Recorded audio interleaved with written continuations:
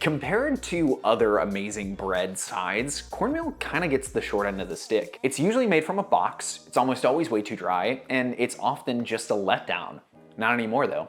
We're making it sweet, salty, tender, flavorful, and totally worth a spot on your dinner table. The secret, of course, lies in the cornmeal itself, or in my case, the lack of cornmeal. Let me show you what I mean. The elephant in the room is moisture, and man, cornbread is just sucking it all up. Usually the cornmeal bakes up into a really dry crumb, something that's nice with a bunch of butter, but I often find it lacking. One day when I was testing, I ran out of cornmeal and just replaced it 1-to-1 with Masa Harina, something I usually have around for corn tortillas, and I left the pan on the stove. When my wife got home, she said this was easily the best version I'd made, hands down. She couldn't tell it wasn't cornmeal at all, she just noted how moist and flavorful it was. If for some odd reason you want to keep it traditional, you could totally just use the best light ground cornmeal you can find, but for me, I am sticking with Masa Harina. Set your oven to 500 and place your 5-inch cast iron in to get ripping hot. This makes enough for 3 to 4 servings or so, which is perfect for a small dinner, but if you want a lot of cornbread, you could absolutely double the recipe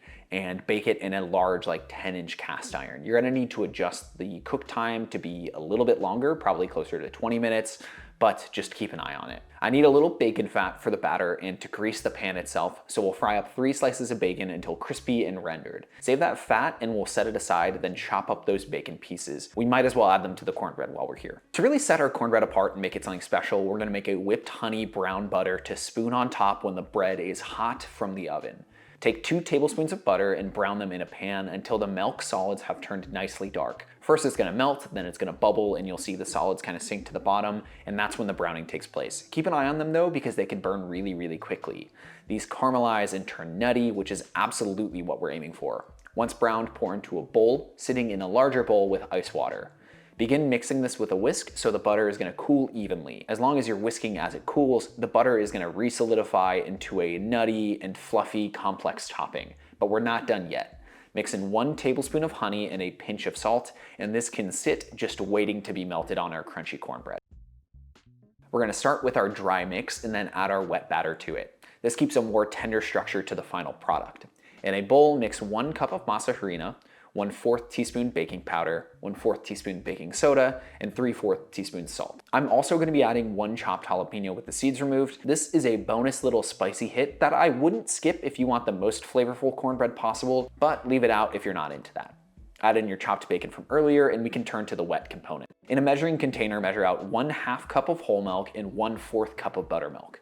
This buttermilk is the tang that we need, and it gives us a little bit of acid to react with our baking soda. That reaction gives us a little bit more lift to the dough. Crack in 1 egg and beat that into the milk. Stir in 2 tablespoons of reserved bacon fat, and that's our wet mix sorted. Pour that into the dry and gently mix it until it's just barely come together.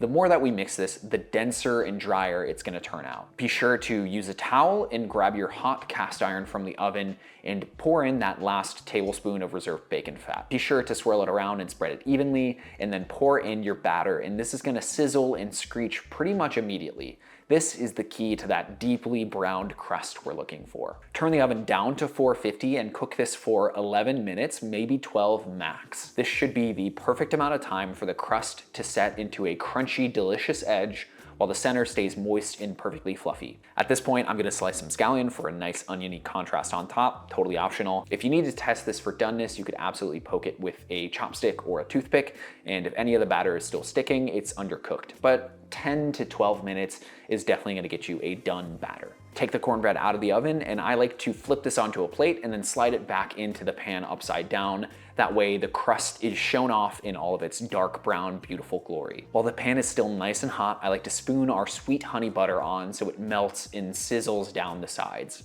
Sprinkle on some green onion and flaky salt and dig right in.